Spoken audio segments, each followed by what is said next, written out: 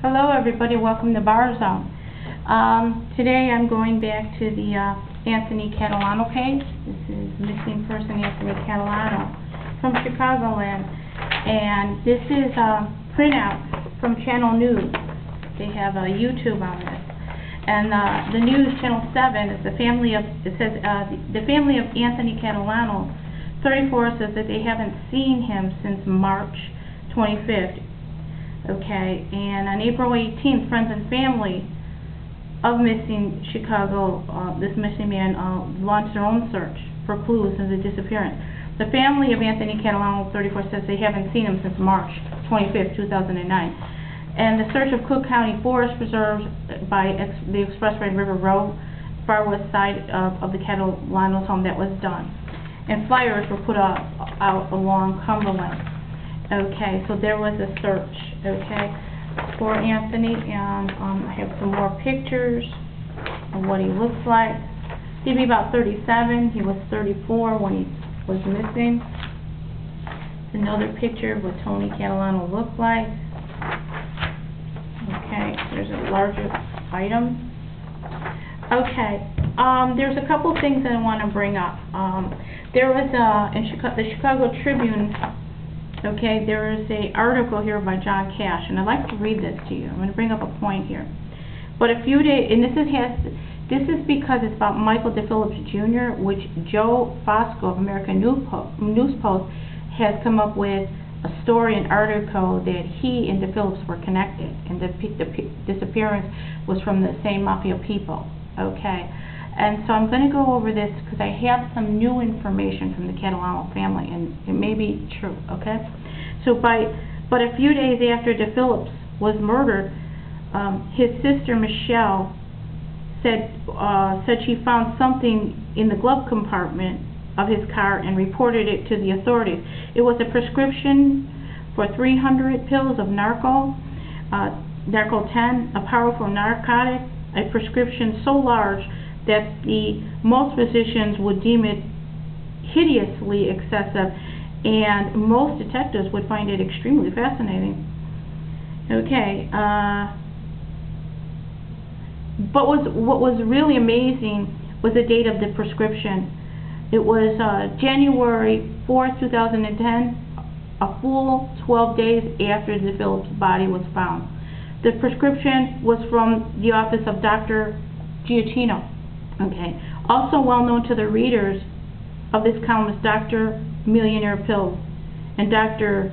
Nomada.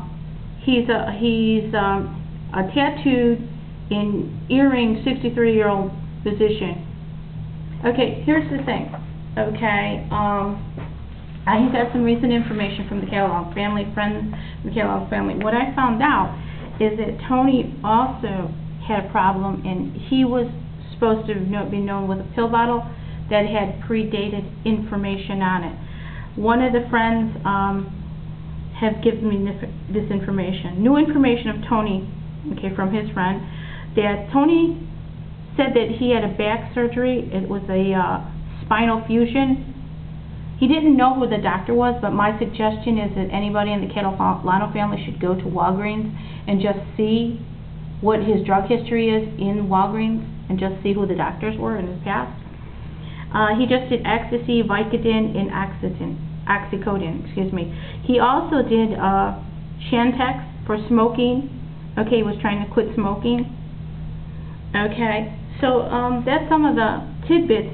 Oh, there might be said connections to Mexico, and it's a possibility of that. They mentioned that there's something going on with that. Okay, so I've got that so far. While we're talking about that subject, I have some interesting things.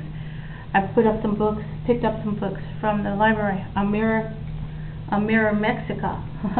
How about To Die in Mexico? Okay, so Contrabando, okay, El Narco, the Dead on Delivery.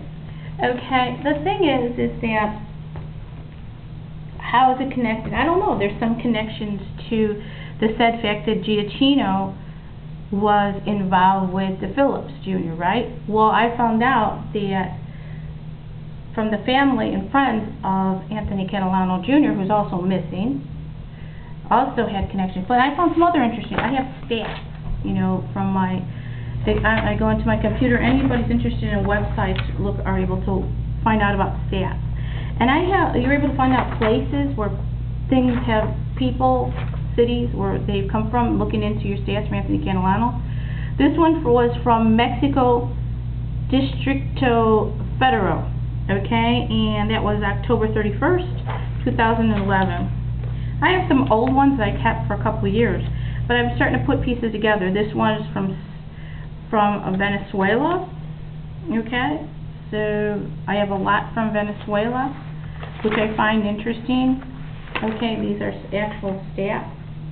I've had many from Mexico.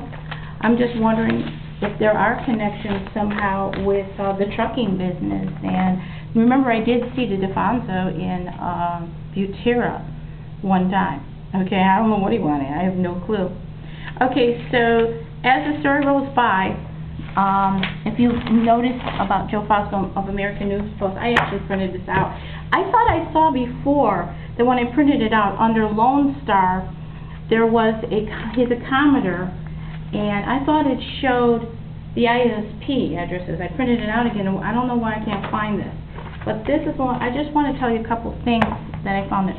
Here's one comment from Joe Fosco from that claiming of the Chicago outfit caught on tape, where he's saying that this Joe Messino circling around his relative.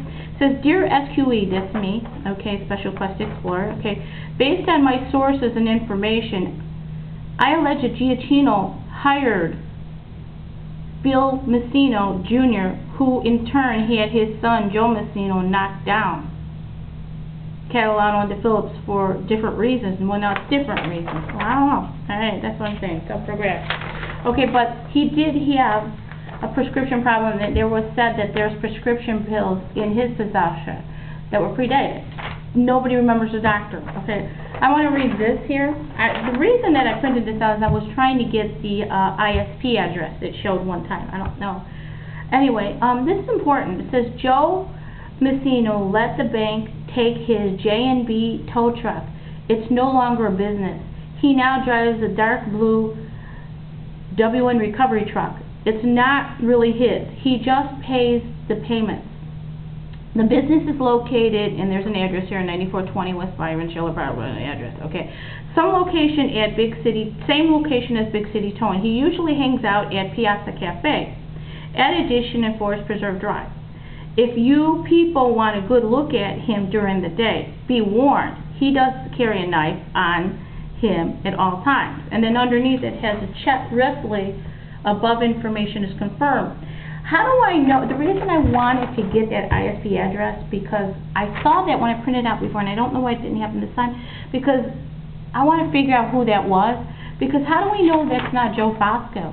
And I found out that the owner of Piazza Cafe is mad. He wants to wring my neck. If my goose isn't cooked, my goose is cooked now. Okay, so I'd like to find out who this was, because if I find out that that's Joe Fosco that put this in, because he's the only person that knows how to get this type of information, then out of the clear. I didn't do this. I don't know how to do this. I don't know about Joe Messino. I don't know how to get any of this information. But to tie it to Piazza Cafe, I have no clue why, but I thought that would be interesting if I get that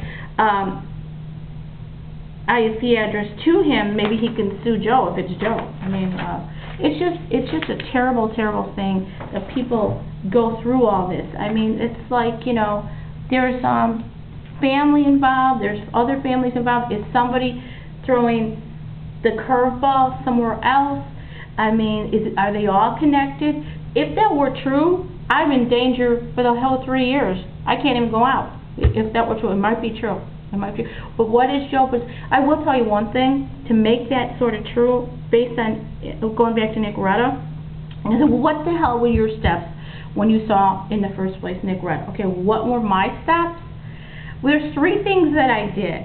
Okay, I just found in Facebook Michelle Ferrer, who was in the Missing Peeps. Okay, it's somebody watching her or she's in contact with that knows Nicoretta through some sort of grapevine line, I don't know, through family, I don't know, through her friends, that she hangs out at Sammy's bar or works there or whatever, I don't know, okay? Watching her on Facebook, I don't know. That's one. I saw Michael DePhillips Jr. during that week, just prior to that week, himself. And also I sent a missing persons flyer to a man called Andre Russo, okay, who has connections, okay, and he hangs there at the Piazza Cafe. It was a missing person flyer, and it was an innocent flyer, and suddenly I get a visit from this kid, but I have no clue why. The only thing I can think of is I remember Joe Fosco in one of his comments, and a couple commenters, and Joe Fosco said this actually, he said that he calls Johnny DeFonso, that's Nick Retta, Uncle Johnny. He might saw something. Maybe he's not involved. I was thinking maybe since he was friends with DePhillips Jr., that he let the whole situation was the third party to help coordinate with the DePhillips case. Could be that. And with the Catalano case, maybe he overhears it and knows about it. But I think that the fact that he wasn't stealing a candy bar. He was spying on me. Okay, and I don't know what he wanted, and I just find it just off-center. It was just an off-center situation, and the fact that it was too much of a coincidence that he's Joe Messino's cousin. Okay, so I don't know why this is all. Oh, here's another thing I wanted to tell you about. My website's the Bar Zone. This was October 3rd, 2010. This is from Colombia. Okay, Colombia, and there's, like, for the last 3 years, a lot from Venezuela, many of them, in that whole South American area. That's why I was taking out library books on drug wars to the street, El Narco. I'm thinking of reading up on them. To Die in Mexico, El Mexico. I think that there's some sort of connection, too. So there's a sudden connection. There's one more thing, a book that I want to take a look at here. It's called Psychic Detective. I also do a little psychic detective work. But anyway, this is the Bar Zone, and I'm giving you some new tidbits on the missing person Anthony Catalano case from Chicago. Thanks.